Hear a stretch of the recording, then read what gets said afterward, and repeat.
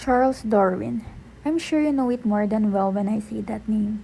Proposing the theory of evolution by natural selection was a controversial proposition in its day, but it would probably become the most productive discovery in scientific research.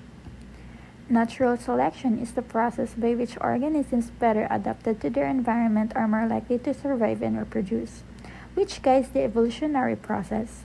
So, one of the key factors in understanding natural selection and adaptive variation was Darwin's finches.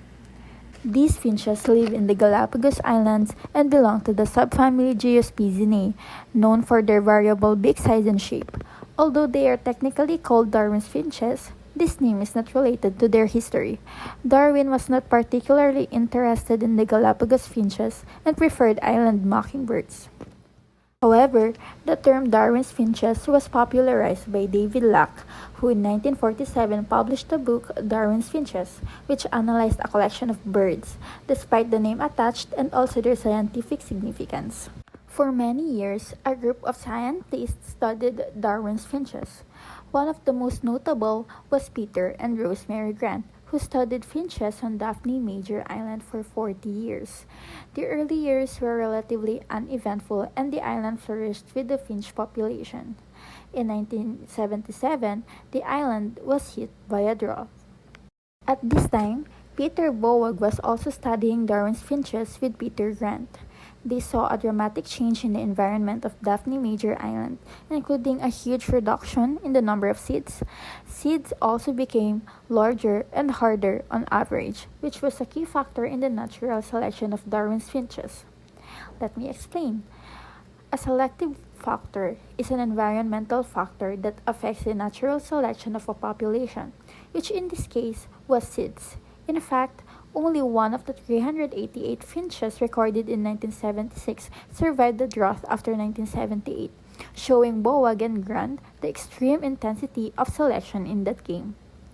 So what happened? Why has population size decreased so much due to natural selection? Only large, deep-beaked birds could crush the large hard seeds that now dominated the Daphne Major. Therefore, these birds were more likely to obtain food, survive, and reproduce because they were best able to eat limited seeds. This leads to natural selection. Organisms whose trait allows them to eat in the environment, the niche is better able to survive and reproduce. The results of Grant and Boag's research can also be described at a molecular level by the genotype of finches. An organism's genotype is their genetic material or DNA, which contains gene segments. Due to the genotype of the organism, they manifest a certain phenotype or physical characteristic. Therefore, the gene encoding the long beak increased in the described finch population during the drought, while the gene encoding the short beak decreased in the population before the time of extinction. Genes are selected for their success. Hence, the long beak gene was elected against the short bill. Grant and Boag also described that directional natural selection affected the finches.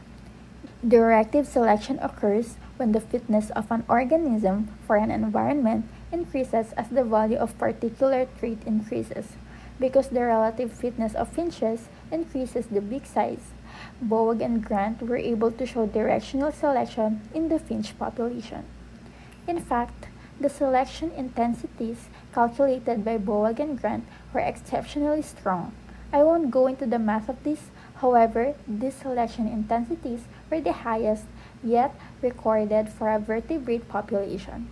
This was an incredible achievement and shows that Darwin's famous finches were very important to the scientific community long after the time of Charles Darwin.